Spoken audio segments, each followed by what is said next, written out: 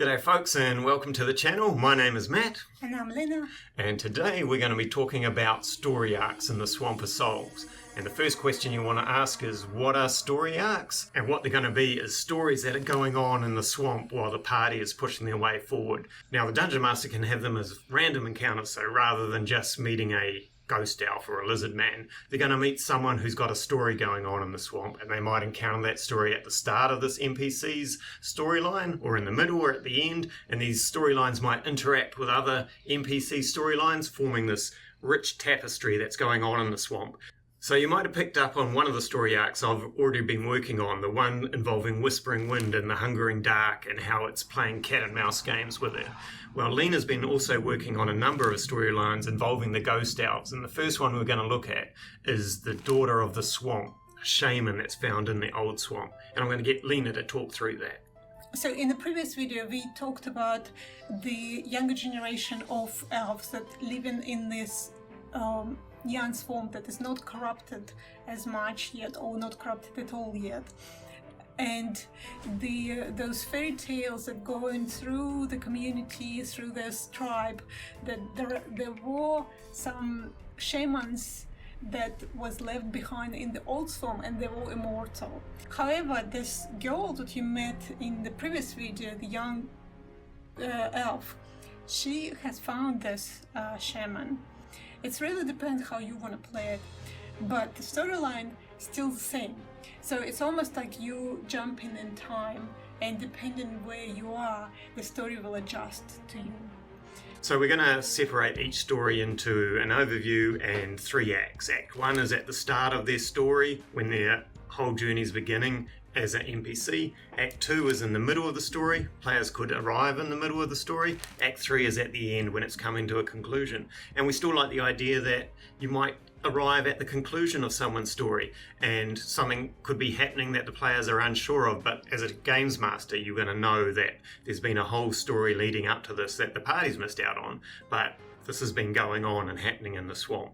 So let's talk about Act 1. You're going to meet the shaman. We've come up with a number of ways that you can meet her. Do you want to talk a bit more about that? So the first way you might meet the shaman through this young apprentice that you meet first in the village, or just when you start your exploration of the swamp. The second option is that you and your players travel directly to the middle of the swamp and meet the shaman.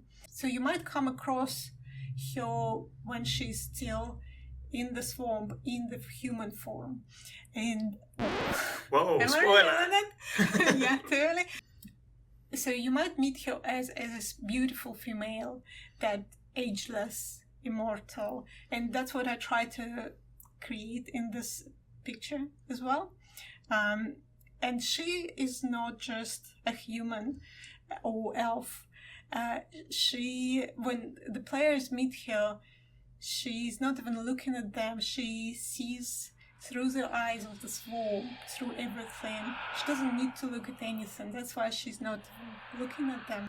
So when you meet the shaman, she's preparing for another ritual, but she is fully aware that you're gonna arrive at that moment.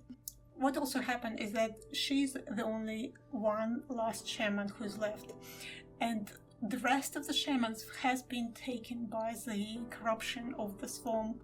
She knows that she doesn't have much time to leave, and this is going to happen to her as well. Talking about her wanting to pass on knowledge too, she might start to look at passing on special knowledge to certain key party members. We've come up with a spell she can use called Spore Sight, and game mechanic wise that will allow party members to push into the corruption and view tiles within the swamp to get an idea of what lays before them, but doing so risks them inviting in this corruption from the swamp and deforming them, as Lena's been drawing fun sort of pictures to show what could happen to them as they push the boundaries of this corruption. And then we get into Act 2, which is when she's enacting the ritual. She's got the party to gather all these ingredients that could lead into quests in their own right. We've got all sorts of tricky game mechanics to gather some of these powerful reagents that are found throughout the swamp. So Act 2, she starts to push into the swamp, eyes going cloudy, trying to figure out what's causing this corruption. And she wants the party and her apprentice next to her so she can tell them what she's seeing, and knowing that perhaps if she pushes too far, the swamp will overwhelm her.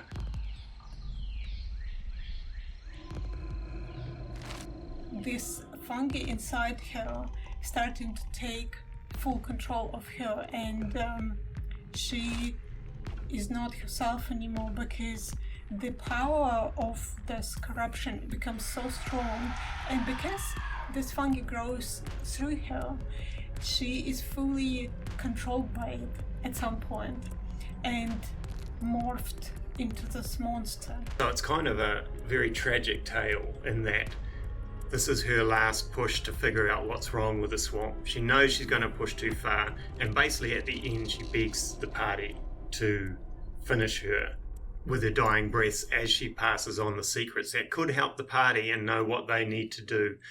There will be a number of secrets that can be unlocked, maybe randomly, maybe the Dungeon Master feels like he can impart what he feels is right at the time. But yeah, it's a story from start. This last shaman has good intentions, tries to push, tries to understand the swamp, knowing that she has to push far enough where the corruption will overwhelm her, turn her into the thing she loathes the most, and I guess she's going to ask for the end of her immortality as well, and have the party finish her off. Yeah. So you could have a number of encounters. You could have while she's doing the ritual, the swamp might rebel against her, sending all sorts of creatures to try stop her pushing too far. The party have to defend her, and then they fight this almost final boss mob in her form as a corrupted swamp thing. Yeah, that's kind of almost representation of the swamp, but now in her form, sort of deformed shape. Yeah, with its corruption. Fully ruling her. Yeah, so that's an insight into one of our stories in the swamp, and as we alluded to in there, it can cross over with a number of other stories, or the Dungeon Master can just say, I'm not going to introduce the players to this story, but they might come across this poor woman later on the track where she's fully deformed, and they'll just think she's some sort of monster and not knowing this full tale that she's been through. But the Dungeon Master will, and that'll make your world more believable and more grounded for you. Thank you so much, guys, for watching to the very end. Really appreciate it. And if you want to know more, just have a look at the Matt's channel. There are more stuff there, and there are more in the links below. So thank you so much. See you guys. See ya. Bye.